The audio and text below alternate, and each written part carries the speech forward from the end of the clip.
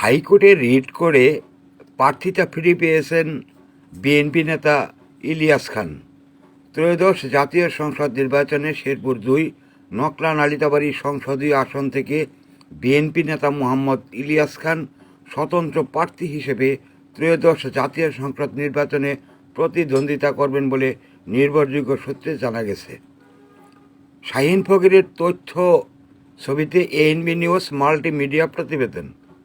তিনি বাংলাদেশ জাতীয়তাবাদী দলের দলীয় মনোনয়ন চেয়ে দীর্ঘদিন প্রচার প্রগণ্ডা চালিয়ে আসছিলেন।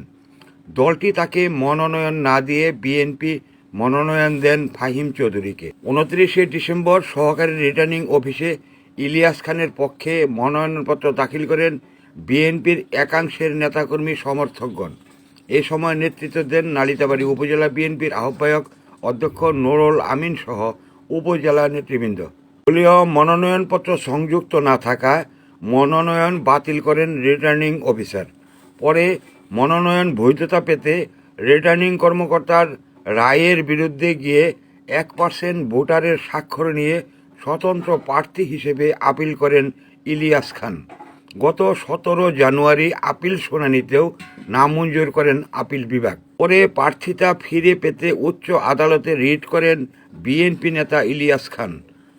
19শে জানুয়ারি উচ্চ আদালতের রায়ে স্বতন্ত্র প্রার্থীর মনোনয়নপত্র বৈধতা দিয়েছেন বলে সূত্রমতে জানা যায়।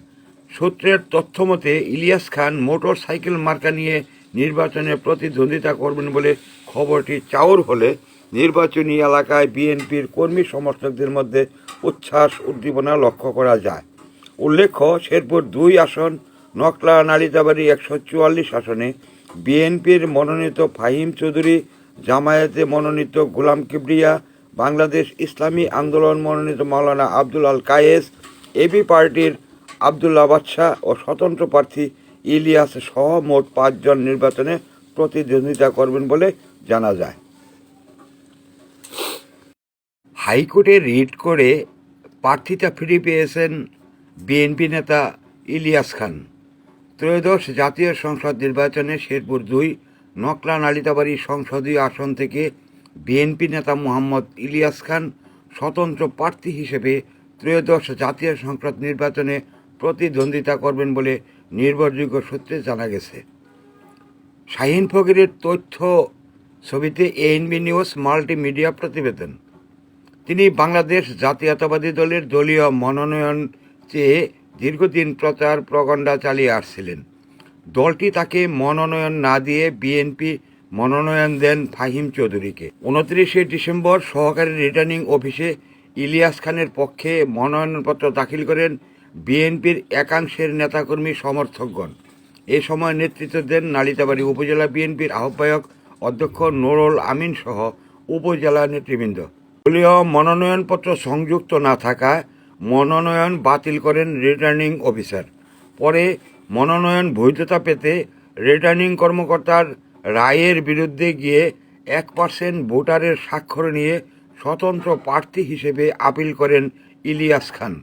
গত 17 জানুয়ারি আপিল শুনানিতেও নামঞ্জুর করেন আপিল বিভাগ। পরে প্রার্থিতা ফিরে পেতে উচ্চ আদালতে রিট করেন বিএনপি নেতা ইলিয়াস খান। 19শে জানুয়ারি উচ্চ আদালতের রায়ে স্বতন্ত্র প্রার্থীর মনোনয়নপত্র বৈধতা দিয়েছেন বলে সূত্রমতে জানা যায়। সূত্রের তথ্যমতে ইলিয়াস খান মোটর সাইকেল মার্কা নিয়ে নির্বাচনে প্রতিদ্বন্দ্বিতা করবেন বলে খবরটি চাউর হলে নির্বাচনী এলাকায় বিএনপির কর্মী সমর্থকদের মধ্যে উচ্ছ্বাস উদ্দীপনা লক্ষ্য করা যায়।